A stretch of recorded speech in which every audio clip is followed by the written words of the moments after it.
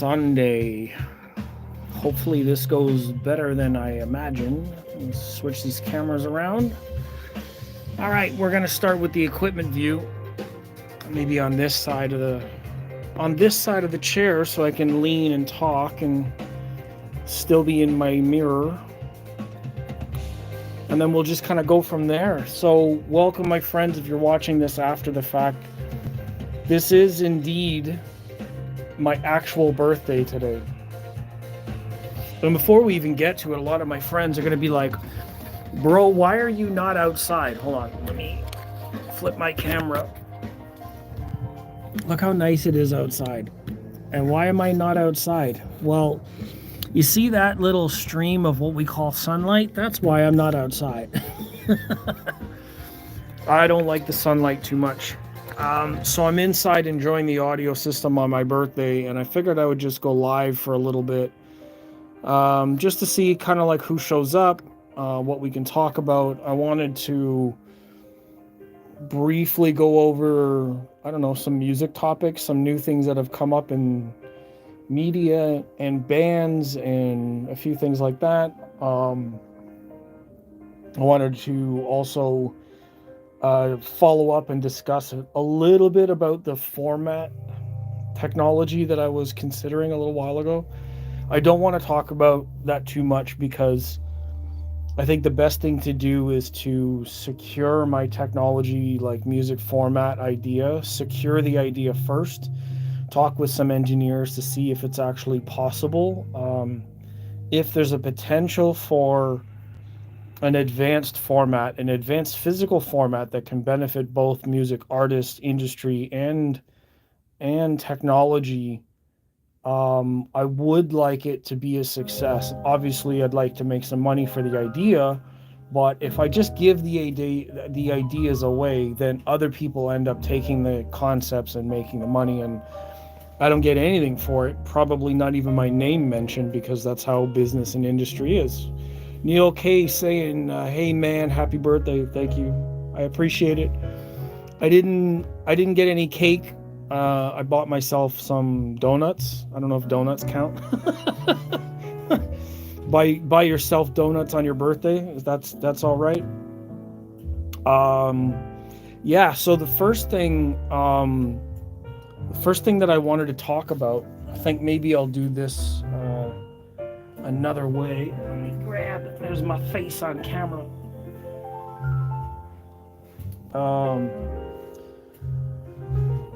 Let me see if I can do this.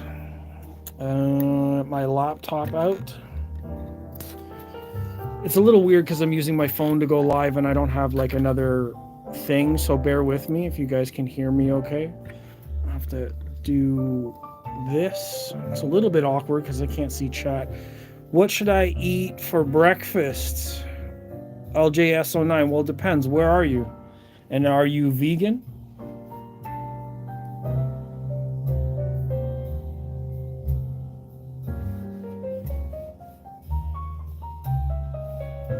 Okay, Qobuz. Has anybody heard about the new Qobuz thing? Qobuz Connect is now live, which is awesome. Let's increase the size of the Qobuz here. So Qobuz Connect, you can see down in there, here in the bottom, you have these options for network devices. I can connect to my device from here. It takes over the priority from the device. You can hear the music stopped.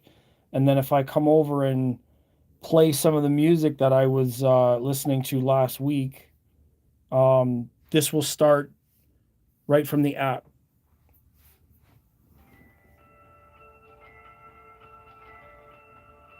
So now this is Qobuz Connect that's now working fully functional on the system. It's connected to my Wiim ProPlus router. You can see here, that's the first little thing that I wanted to mention. It has the option of Google Chromecast or Google Cast, and then Qobuz Connect is listed over the network between the app directly and my device. So I've been listening to the new Sleep Token album pretty steady for the last little while. I tried to do a live reaction of it last weekend, and that absolutely backfired because the sound and the audio of the reaction, which is live on my channel, it absolutely got mangled. I won't play the song because it's going to get demonetized like heavily. The sound got completely mangled. It doesn't sound good. There was a setting that I used during the live, and the microphones were trying to constantly like knock out background noise. So instead of it taking out background noise, it ended up messing up all of the stream. So not so good. I absolutely love this album. It's fantastic. He is an absolutely brilliant singer. Let me hit you with a little bit here.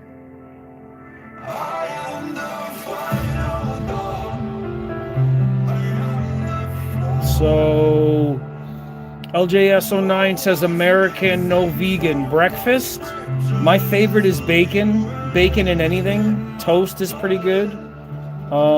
Just a standard breakfast. I'm thinking, maybe a little bit of fruit could be a good idea. And what are you using to stream Qobuz Connect? Neil K is asking. That's my Wiim ProPlus streamer. Very dusty Wiim ProPlus. And then into the Rotel preamp. That's what I'm using. I do have this album on CD, actually.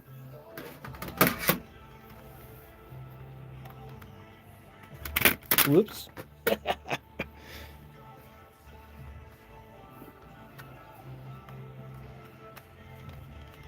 See?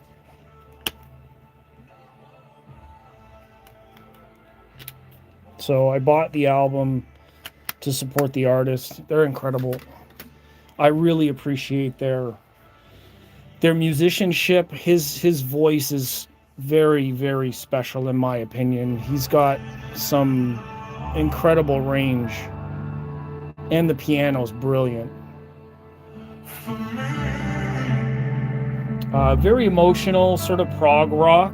It's not always heavy.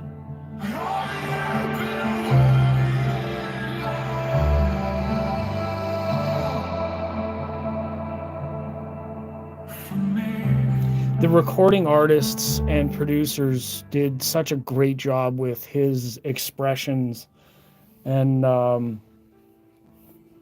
yeah, it's unique. So anyways, I can get in and out of Qobuz and play anything on my playlists, anything like that, anything that I want to hear. I don't have any of my copyright free stuff on here, of course, because Qobuz library is not quite the same as Spotify.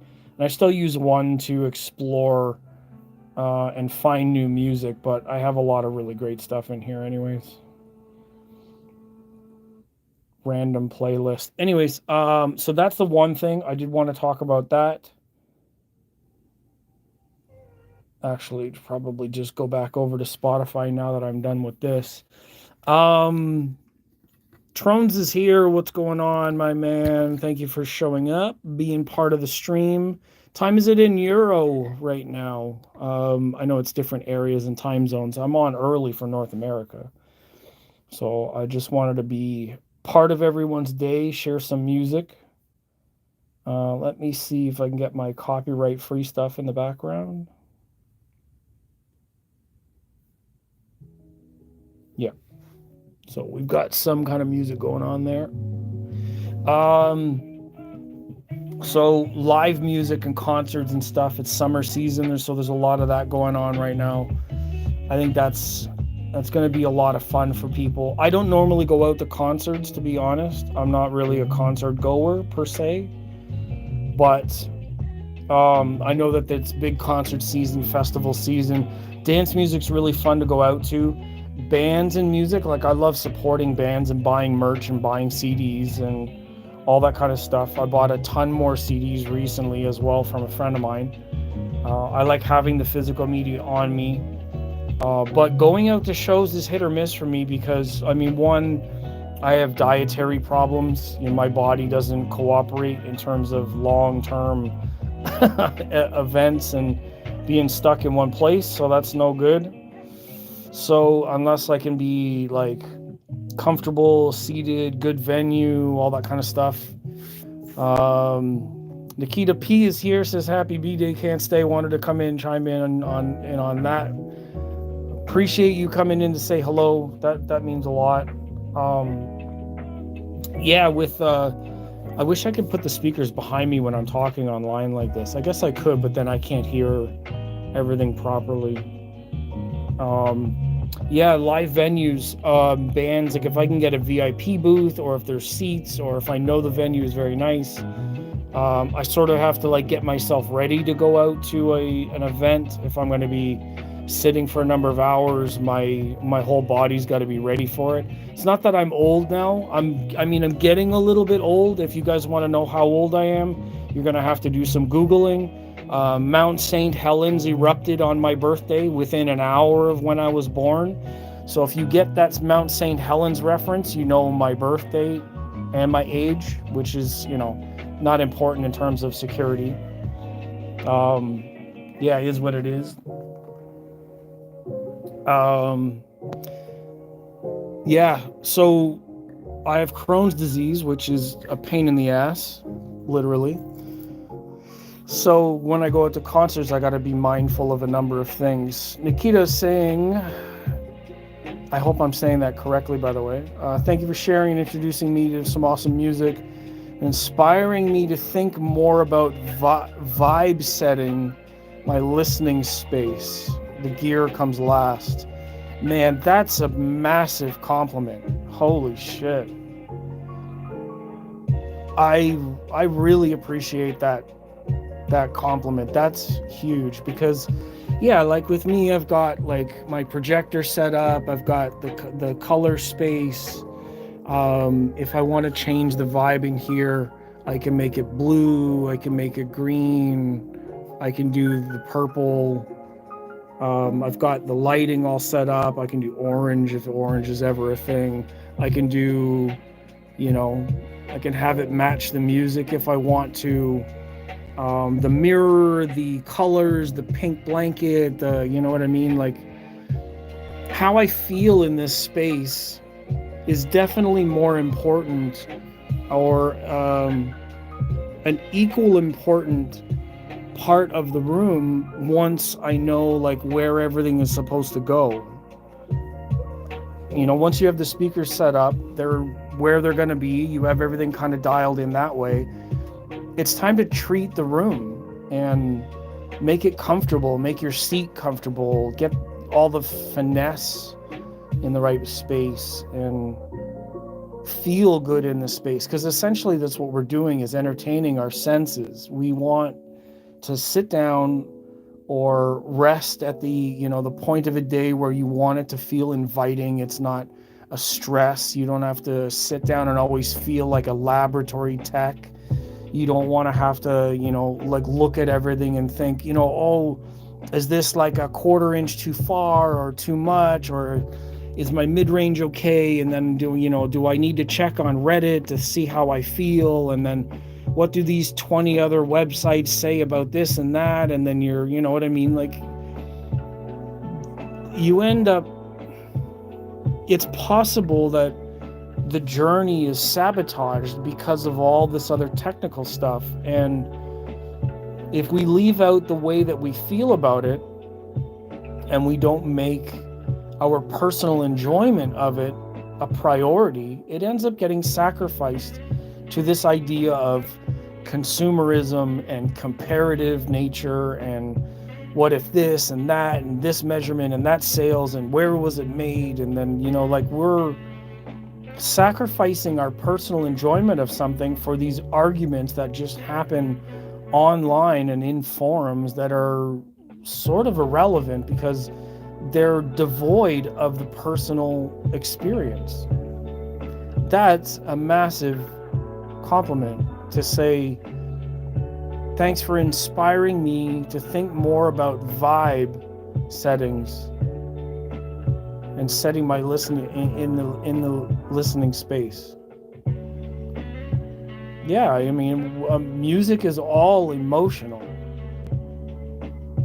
I don't know who or where we got convinced that it didn't have to be emotional. But yeah, I thank you for that.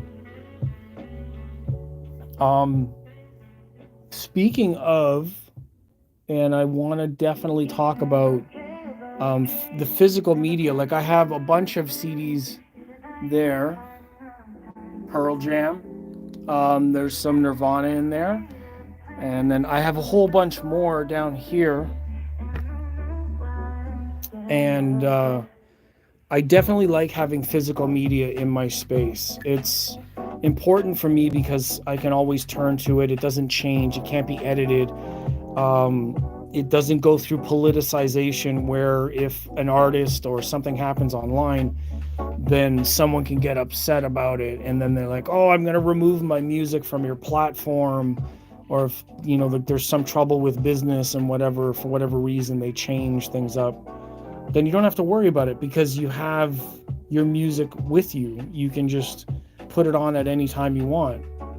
I think that's really important right now. And then also making sure that the artists make the money they deserve on the sales and on the production of the music itself. Without the artists, we have nothing.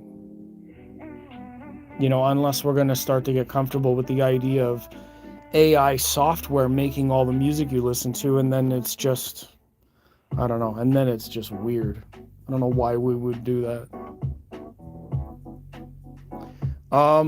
What else is going on? The music format, right? Okay. So in that one, to piggyback off the idea of having your own music at home, I don't want to talk too much about format, like the differences between analog and digital. Of course, it comes down to how it's implemented. Of course, sample rate, frequency, analog staging, how things process from one format to another. A really big, point of contention over the last little while has been this idea of like vinyl records being pressed from DSD files.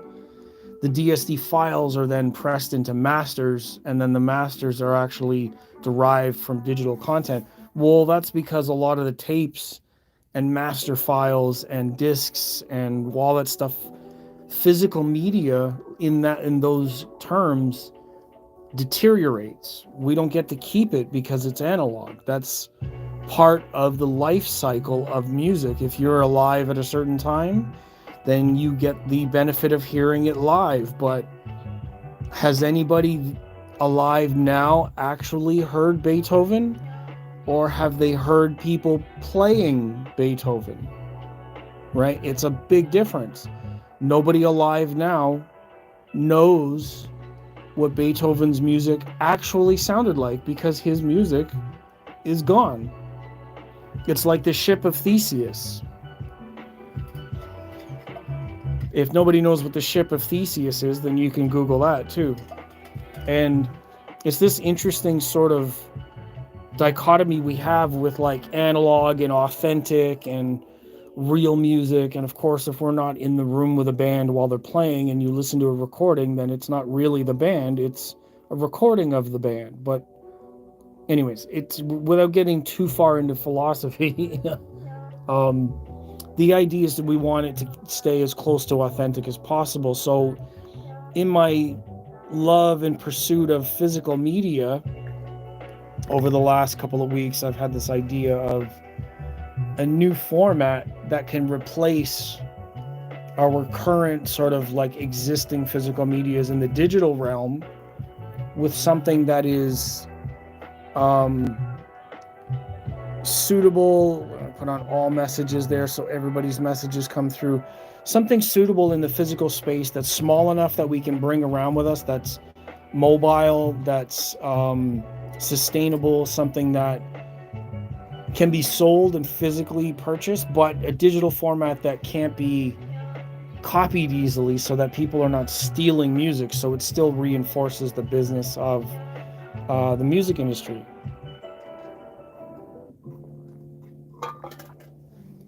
Apologies, I'm having a drink here.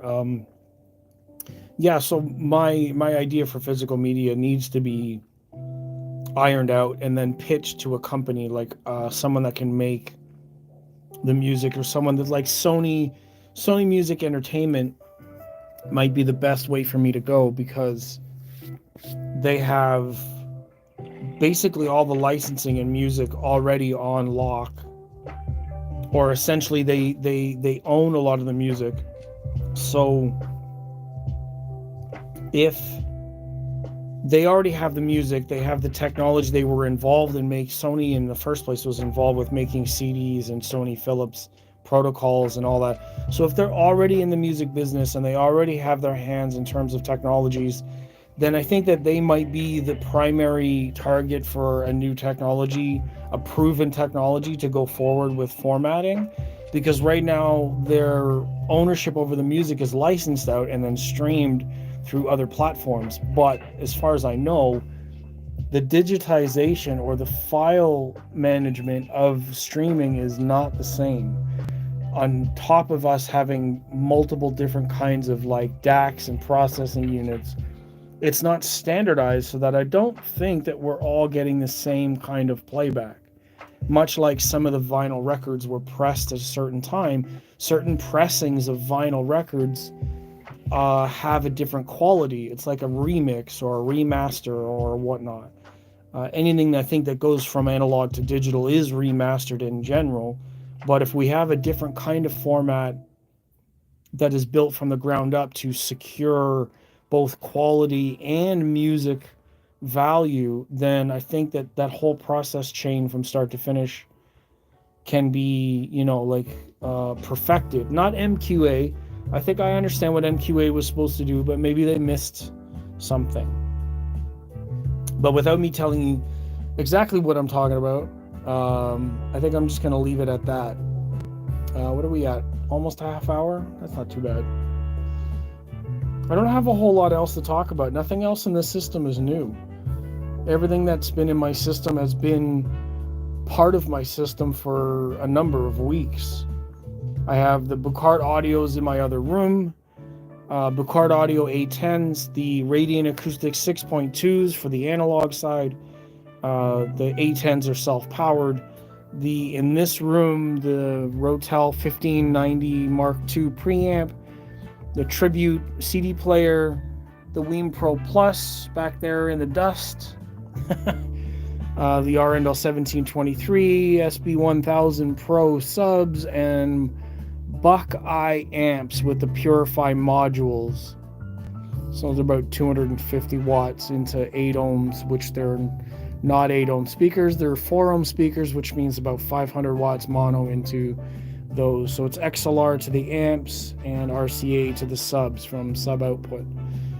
So the system has been the same. I haven't gotten a whole lot in terms of like gear, and my Facebook profile, the HiFi Pig magazine review or show report for Montreal Audio Fest has been published. Then last year I've had a couple of things with PMA magazine published, HiFi Pig for Florida, and then I did some work with Jay and the previous year at Exponent. All that stuff is on my Facebook for photos, but this year it's been slow. I did Montreal and then that was it, pretty much. No Florida this year, no Exponent this year. I'm not at Munich this year. A lot of really cool stuff going on in the business, but I didn't get clients anywhere, so I don't know what's happening there. And then my videos, in terms of like talking about gear and comparing, I don't have anything new to talk about. So it's hard for me to sit in a video and be on camera and come up with stuff. Like, I saw a title today, one of the creators, the title of the video was what you didn't know or what you don't know about crossovers. And my first thought was, okay, hold up. For the title of a video to say what you don't know about crossovers is really pretentious. Because, like, first of all, how do you know what I don't know? That's very, very, like, condescending. Like, I'm going to tell you what this is about audio. Or even Nemo Propaganda recently had also caught himself and said, and I agree with him, that you can't. And so, well, here, okay, let me explain whatever it is. But, like, who do we know that anybody needs this stuff explained? So I don't want to come onto my videos and tell people how this stuff works. I want to say that it works. I say this works with this, and I'm doing it this way, and I'm doing it that way. But I don't need to come in here as a fucking air quotes influencer and try to tell my audience what is what. If people ask me questions, hey, it's like, hey, I heard about this and this and this. What do you think? Or how does this work? Then I can answer it. But I don't want to start off and say, I'm going to tell you about audio. And then, you know, but that's what it's turned into. People are the creative content. People that run channels are relying on their channel to give them a revenue. The revenue is only works if there's people watching a video. So they have to make something. And I don't make videos just to make videos. That's why I have like one video a week. And even then, it's not even like a video. I haven't edited anything. I'm sitting here talking with my audience live. Well, people aren't talking, but I'm talking. Like I am live. This is live on YouTube right now. I don't know where people are watching from, but that's the point of doing it this way. So people can have a conversation back with me. I don't go on camera all that much. I use this mirror essentially just in place of being on camera, just so you see that I'm actually here and my body language is part of it. I just put these socks on today. You see my bottom of my white socks are still clean. Thank goodness. People get upset. They're like, hey, how come you have a mirror just to show off your pants and your feet and socks and whatever? You're not paying me to do content, and I don't take requests unless people are really nice about it. Criticism is the easiest thing that people could do. So what can I say that's next? I did want to upgrade my speakers. I will talk about that. I've had the speakers for a long time already. 2 years now, I think.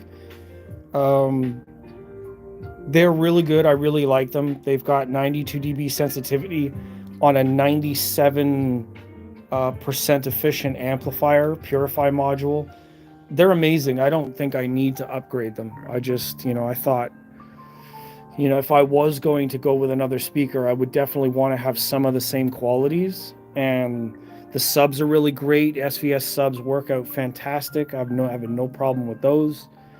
The amps are fairly new. I did have Orchard Audio in here for a while, but the new BuckEye amps are also like extremely powerful.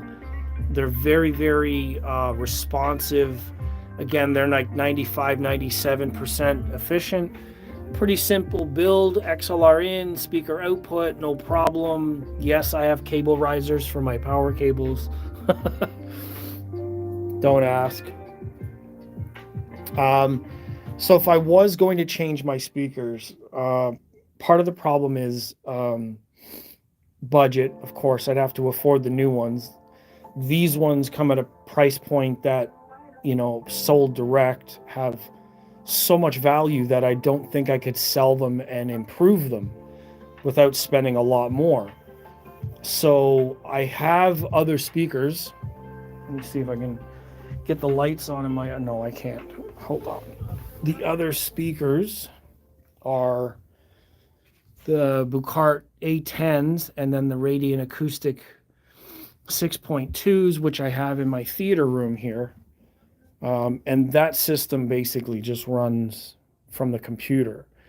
So the Monolith system, the height channels, all that stuff runs for the home theater system. Bookshelf is the center. And then the A10s and the 6.2s run from the computer in this sort of theater space, room / office, whatnot. Oh yeah, there's a whole bunch of the CDs that I got from my friend the other day. Again, I'm a really, really big fan of having physical media, so I've got all kinds of really cool stuff in there. At least I think so. So with this room, if I was going to change anything, I probably would have to, I don't know, I think right now I have some of the best. You know, like I think, let me get my stand up here and flip this shit around. Get my face on camera. My old ass face. Somebody on Instagram was like, "Hey, did you go to an antique? Did you go antique shopping? Because that's what old people do." Are you kidding? Like I'm not old. Not even in the slightest. This is, you know, telling of being male, that's for sure. This should be more bold. But I think if I sold these speakers and I was going to upgrade, then I would probably have to sell the Radiant Acoustics, the Buchardt maybe as well, and the Arendal towers in order to get to that like $10,000 buy-in. And at that price, I think the Arendal 1528 bookshelves plus some subs would be in that range, 8 or 9. I think maybe 7 or 8 US, and that's a problem because I'm in Canada. So in order, like, I would be selling the A10s. The Buchardt A10s are some of the best powered bookshelves you can get. They're amazing. And then the Radiant Acoustics offer, you know, Clarity 6.2s have been reviewed and talked about, and they offer some of the most clean, clearest, detailed, and bass heavy bookshelves that you can buy. So the Clarities are already some of the best you can get in terms of bookshelves.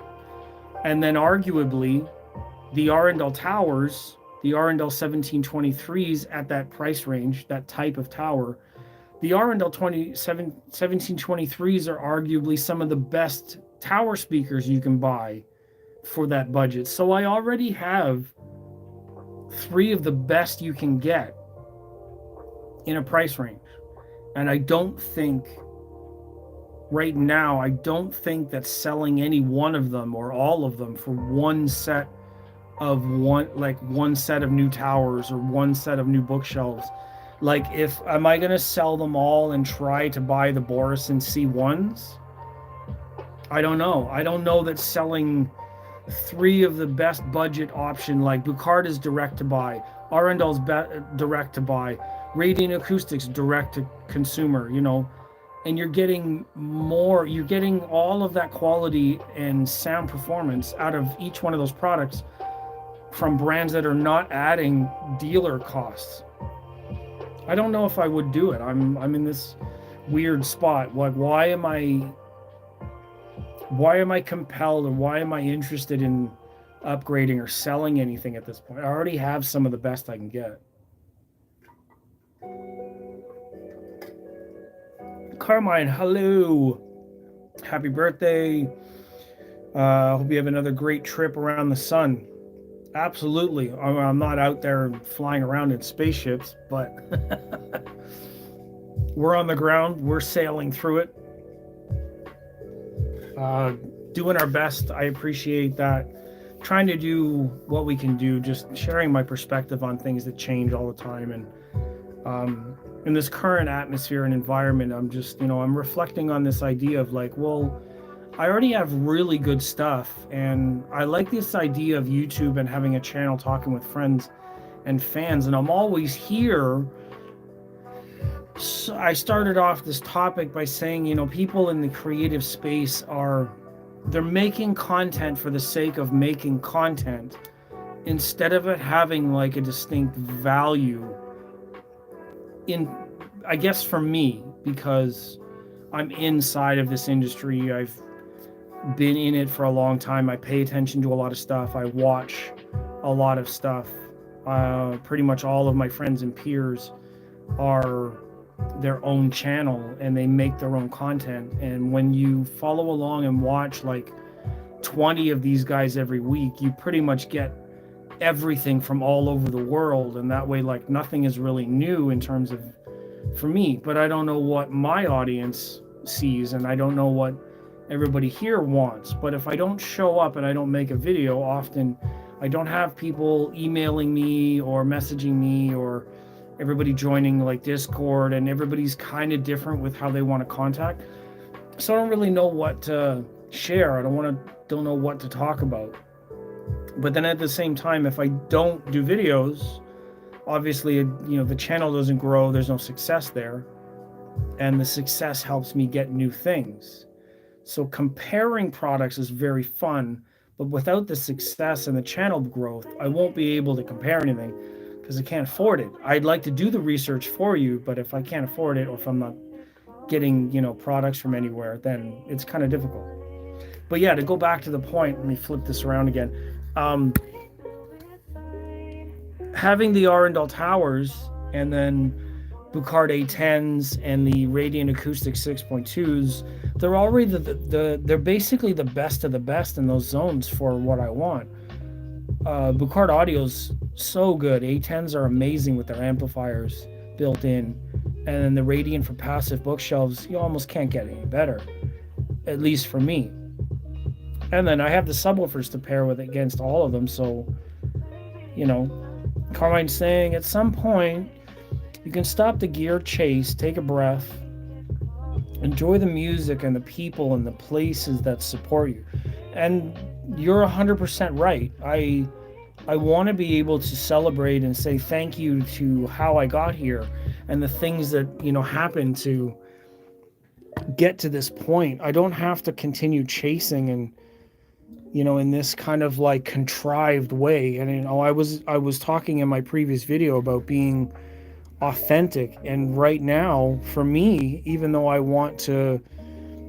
love to have some new stuff, in order for me to be authentic right now, instead of making a video about like, hey, this is how crossovers work, this is how room acoustics work, or repeating myself like 10 times just to make a video, I'm just not making videos. I don't have anything new and real to talk about.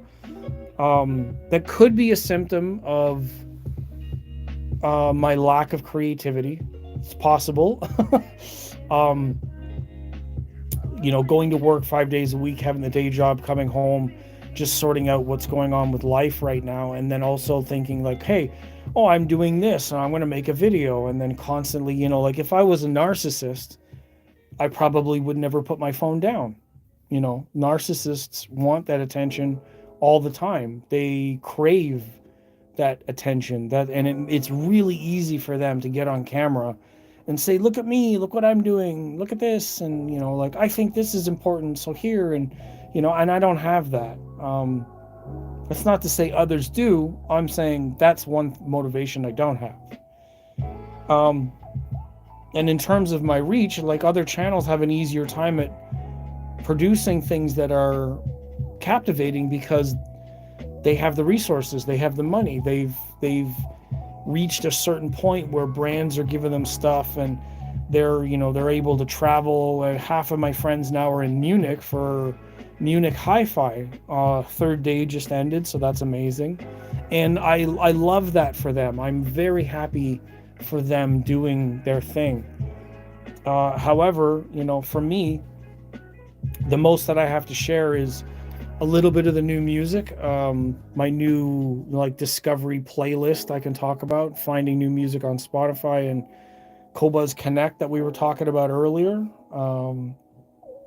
that kind of thing. Those things are kind of new, but they're not it's not as exciting as watching F1 racing, or a top heavyweight boxing match and everybody wants this dopamine kick, and I'm aware of what that is, and I know the algorithms are built that way, but all it does is turn us into consumers.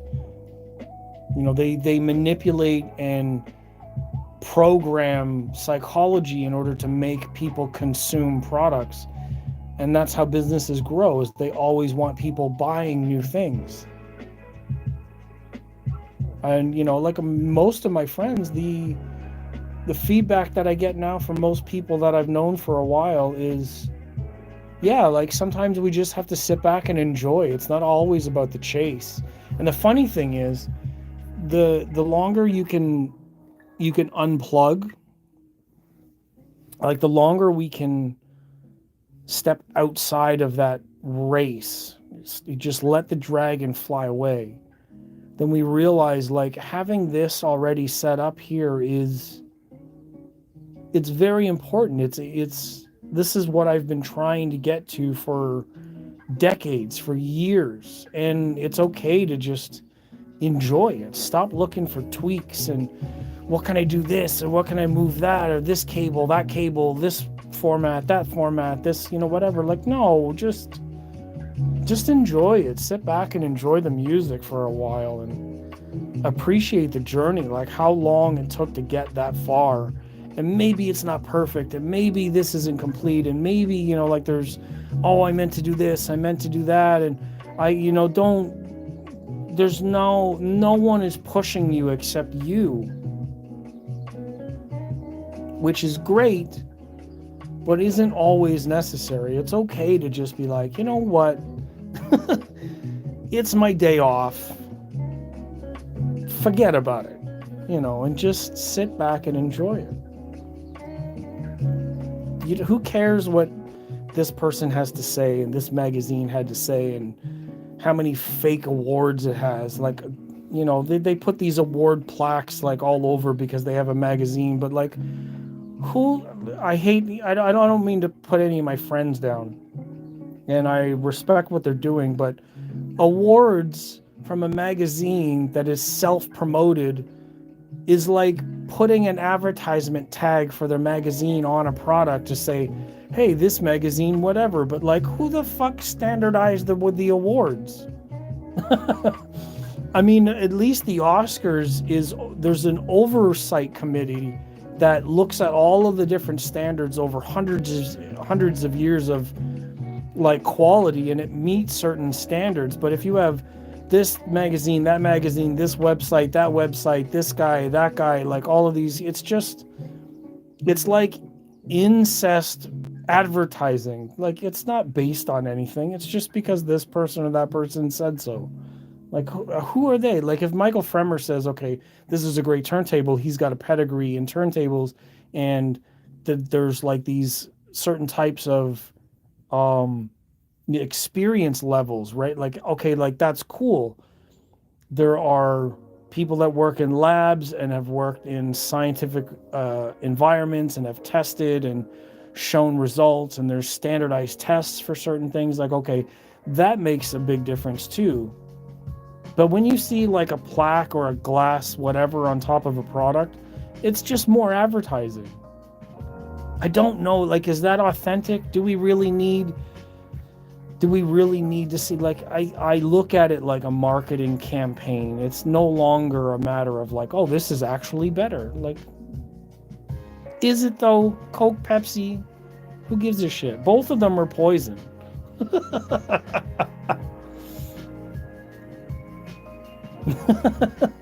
At the end of the day, the Coke versus Pepsi that was a sales tactic for people to say like, oh, I'm going to vote red, I'm going to vote blue, and if you want to take that into politics, then go ahead, because it's the same thing.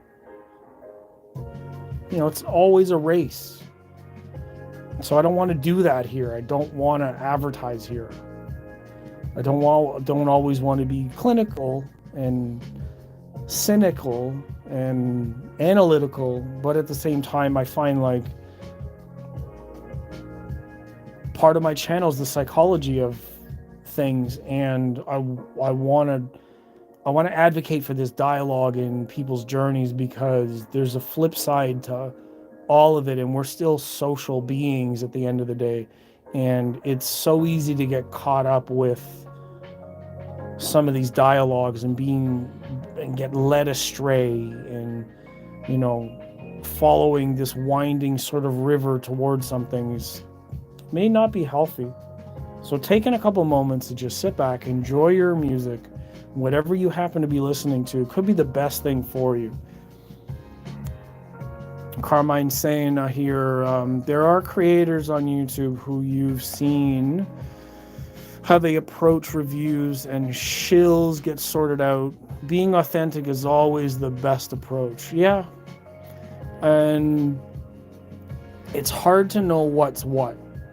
And I'll say this right now. I know people in the industry who have been at YouTube for a long time that know a lot of stuff in the background, and they've told me in privacy these stories in the background, things that have happened off the record. They don't want to name names and they don't want to let that stuff out, but it's like this secret sort of flow of information behind the scenes about who got paid for this and who got paid for that and who took money for this and who's lying to you about this or who didn't disclose that. There's a whole shitstorm of shit going on in the background. And I don't want to name names because the next thing that's going to come out is somebody's going to say, oh, you don't have definitive proof, and then they'll get their panties in a twist about defamation, and then someone's going to go, you know what I mean? Like, then it gets really messy. But I'm telling you as an authentic fact, people have told me that stuff in confidence. It happens. So who do you trust? And that's another reason why I say sometimes you just gotta, who gives a shit who got what award or who talked about whatever and this or that or this measurement or that sale or this country or who made this or who didn't make that or who bought what. Like, who cares? Didn't change it. All of that information, no matter what the awards are, didn't change a thing in your system. All it did was change your head.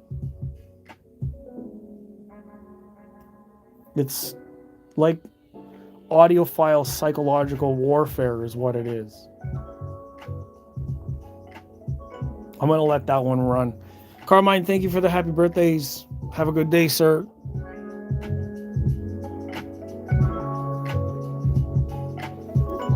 I'm going to let that one ride. I think that was a pretty good point.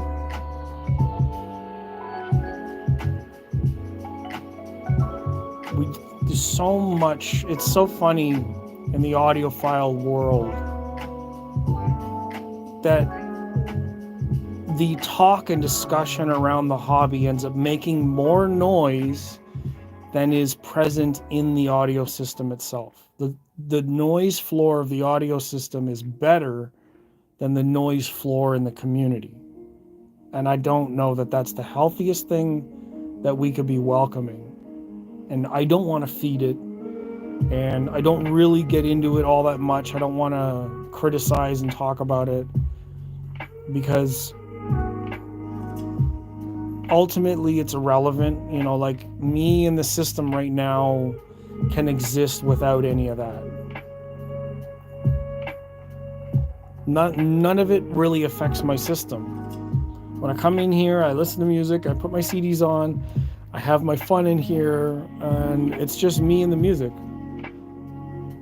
So getting caught up with it, I think, is a big waste. It's a big mistake for people to, what does this person say? What does that person say? What is this said? What is that said? And then it just generates a lot of noise, you know? So anyways, we've been on for about 48 minutes. A number of people come through and said happy birthday, and I appreciate you. Thank you very much for that. I don't need to be singing it or playing the happy birthday song because that'll probably get copyright. I'm going to, I don't know what I'm going to do. I need to explore some more music. Now that I can get some more music on my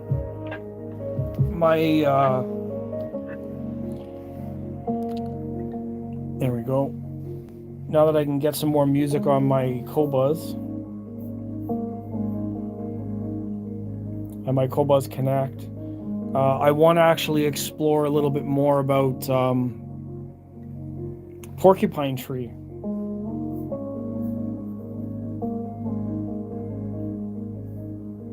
Porcupine Tree is a band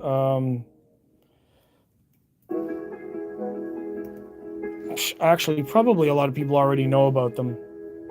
They've been around since the 90s, and I hadn't really listened to them much until recently. Someone had a producer of Sleep Token in their first couple of albums was in an interview, and he was talking about